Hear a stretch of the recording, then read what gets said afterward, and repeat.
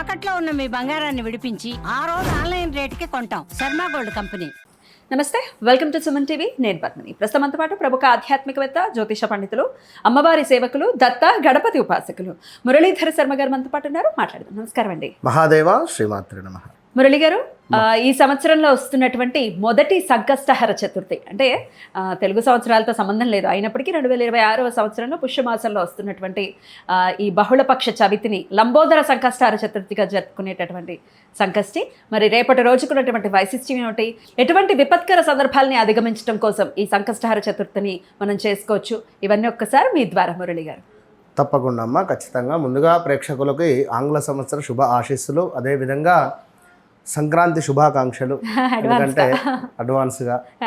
So సంకష్టహార Chaturthi ఈ యొక్క ఆంగ్ల సంవత్సరంలో ఈ యొక్క జనవరి నెలలో 6వ తారీఖు వచ్చేటువంటిది. అది కూడా మనకు మంగళవారం రావడం ఎంతో విశేషము.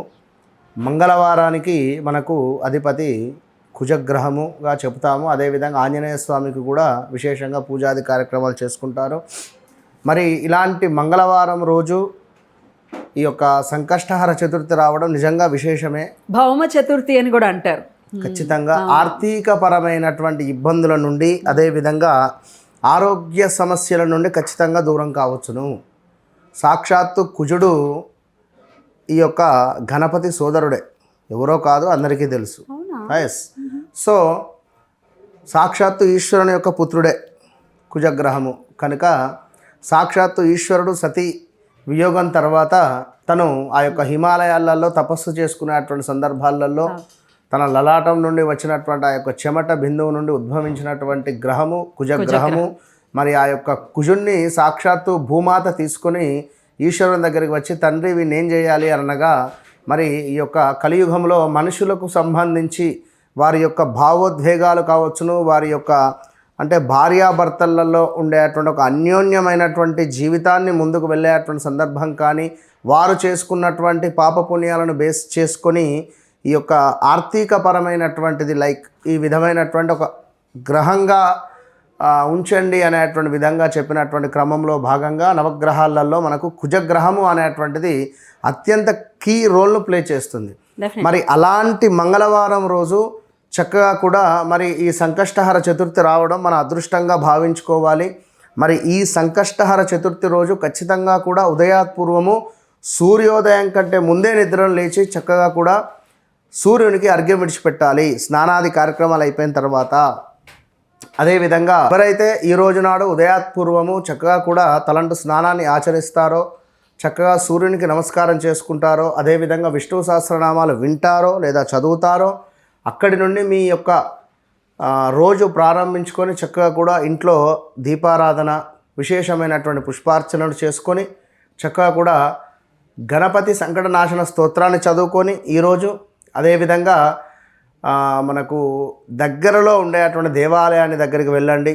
పైగా ఈ రోజు నాడు ఆశ్లేష నక్షత్రంతో కూడా ఉంది కనుక ఆశ్లేష నక్షత్రములో జన్మించినటువంటి వారు ఖచ్చితంగా ఈరోజు ఈ వీడియో చూస్తే అదృష్టవంతులు అని చెప్పుకోవచ్చును. ఖచ్చితంగా ఈ రోజు నాడు మీరు నవగ్రహాలకు తప్పకుండా ప్రదక్షిణ చేసి బుధగ్రహం వద్ద దీపారాధన చేయండి. దీనికి తోడు సుబ్రహ్మణ్యేశ్వర స్వామి ఉన్నట్టయితే సుబ్రహ్మణ్యేశ్వర స్వామి వద్ద ఒక దీపారాధన చేయండి. ఆ దేవాలయంలో గణపతి దేవాలయం ముందు ఉండేటువంటి అర్చక స్వాములకు కావచ్చును, అదేవిధంగా దేవాలయంలో ఎవరైనా ఉండేటువంటి బ్రాహ్మణులకు ఒక తాంబూలాన్ని సమర్పించండి. ఆ తాంబూలంలో ఖచ్చితంగా కూడా దానిమ్మ పండు ఉండే విధంగా చూసుకోండి. సో ఈ విధంగా మీరు ఈ యొక్క సంకష్టహర చతుర్థిని ప్రారంభించి ఒక పచ్చి భాగం వక్కను తీసుకోవాలి. పచ్చి భాగం వక్కపై గణపతి ఆకారాన్ని చిత్రీకరించండి. చిత్రీకరించినటువంటి యొక్క భాగం వక్కను ఖచ్చితంగా కూడా మీరు ఒక ఎరుపు రంగు క్లాత్ తీసుకొని, మరి అది పూజా స్టోర్లో దొరుకుతుందండి? అంటే మాకు రాదు ఇప్పటికిప్పుడు మనం చెక్కుకోవచ్చును ఇవాళ రేపు, లేదా ఒక పెన్సిల్తో దానిపై చిన్నగా డ్రా చేసుకోండి. వస్తుంది. గణపతి తొండాన్నైనా వేసుకోండి. ఈజీగా గణపతిని డ్రా చేయడం. సో ఆ విధంగా గణపతిని, అంటే తల్లి ఇప్పుడు ఆర్థికంగా ఎన్నో ఇబ్బందులు పడుతూ ఉన్నాం. చాలా ఇబ్బందులలో అన్ని ఉండేటువంటి సింపుల్ గా వారికి అయిపోవాలంటే కుదరదు, ఇది ఎంతో కొంత కష్టమే కష్టపడాలి కదా. కదా. ఇప్పుడు మరొకటి రెమెడీ ఉంది. ఇప్పుడు అది ఇప్పుడు రివైల్ చేసేటువంటిది ఇందులో కొంచెం చెప్తాను. వడ్లను తీసుకోవాలి, వడ్లు అంటారు కదా. ఈ వడ్లను తీసుకొని గుప్పెడు వడ్లను తీసుకొని ప్రతి వడ్లను ఒలవాలి. ఒలిచి వీటిని ఆ బియ్యాన్ని స్టోర్ చేయాలి. స్టోర్ చేసి ఏమిటి దీనివల్ల ఏమిటి అనేది మనం నెక్స్ట్ వీడియో ఉంటుంది. అంటే ప్రతి వడ్లపు గింజను మనం ఒలవాలి, అంత ఓపిక కావాలి. ఎందుకు శ్రీరాముడికి తలంబ్రాలు ఇచ్చే దాంట్లో 1,000,000 వడ్లను కూడా వలిచి ఇస్తూ ఉంటారు. ఎంత భక్తి ఉంటే ఎంత ఓపిక ఉంటే అది జరుగుతుంది. సో ఈఎంఐ రిలేటెడ్ మనం ఒకటి నెక్స్ట్ చెప్దామని చెప్పినాం కదా. సంబంధించిన సో ఇది అదే, ఇందులో ఇది ఒక టీజర్. సో చెప్దాం మనం. సరే, అయితే ఇది చెక్కిన తర్వాత ఎర్రటి వస్త్రాన్ని వేసి చక్కగా కూడా అందులో ఒక గరకను చక్కగా కూడా పేర్చి గరకపై ఈ యొక్క గణపతిని కూర్చుండబెట్టండి. చక్కగా కూడా ఒక 3 అక్షింతలు, అంటే 3 సార్లు అక్షింతలు వేయండి. గణేశాయ నమః అని చెప్పి అక్షింతలు వేసి నమస్కరించుకొని చక్కగా కూడా అది ఈ సంకష్టహర చతుర్థి రోజు రాత్రి 8:40 నుండి 9:40 లోపు చేయండి. రాత్రి 8:40 నుండి 9:40 లోపు చేయండి. చాలా సమయం ఉన్నది. ఈ సమయానికి ఎగ్జాక్ట్లీ ప్రాణప్రతిష్ఠ చేయండి.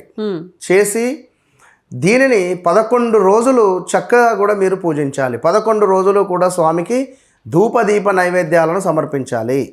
11 రోజుల పాటుగా స్వామికి ఒక 4 అరటిపళ్ళు పెడితే సరిపోతుంది. 4 సంఖ్య స్వామికి ప్రీతి కనుక 4 అరటిపండ్లు కానీ 4 మోతీచూరు లడ్డూలు కావచ్చును, ఇలాంటివి స్వామికి సమర్పించితే మురిసిపోతాడు. నెంబర్ 4. సో ఈ విధంగా 11 రోజుల పాటుగా చేసి అటు పిమ్మట దానిని ఒక మూటలాగా కట్టేసేయండి. చిన్న మూటలాగా కట్టి మీ ఇంటి సింహద్వారం పైన ఒక మేకు కొట్టన్నా దాన్ని తలిగేయండి, లేదా సింహద్వారానికి ఏ విధంగానైనా దాన్ని కట్టే ప్రయత్నం చేయాలి. ఈ విధంగా చేస్తే ఆర్థిక పరమైనటువంటి ఇబ్బందుల నుండి 100కు 200% దూరం అయ్యేటువంటి పరిస్థితి ఉంటుంది. అదేవిధంగా ఎవరికైనా ఈ సంకష్టహర చతుర్థి రోజు అన్నదానం చేసిన, ఎక్కడైనా అన్నదానం జరుగుతూ ఉన్నను అక్కడ మనము కనుక మంగళవారం వచ్చింది కనుక పప్పును డొనేట్ చేయండి, కందిపప్పును డొనేట్ చేయండి. ఈ ప్రతి మ్యాక్సిమం కొన్ని దేవాలయాలలో, అంటే ఇవాళ రేపు ఎట్లా అయిపోయిందంటే నేను ఒక దేవాలయంలో చేస్తున్నా కనుక చెప్తున్నా, ఉన్న విషయం కాంపిటీషన్ అయిపోయింది. వాళ్ళు పెడుతున్నారంటే నేను పెడతా, ఆ గుడి వాళ్ళు చేస్తున్నారంటే మనం కూడా చేద్దాం. ఇట్లా కాంపిటీషన్ మంచిదే కాదని కాదు, కానీ ప్రేమగా ఆప్యాయంగా చేయాలి. మనం ఎన్ని పుణ్యక్షేత్రాలు తిరిగినా, ఎన్ని అభిషేకాలు చేసినా, ఎన్ని హోమాలు చేసినా స్వచ్ఛమైన మనసు లేనిది, స్వచ్ఛమైన మనసులో భగవన్నామస్మరణ చేయండి, అది వేస్ట్.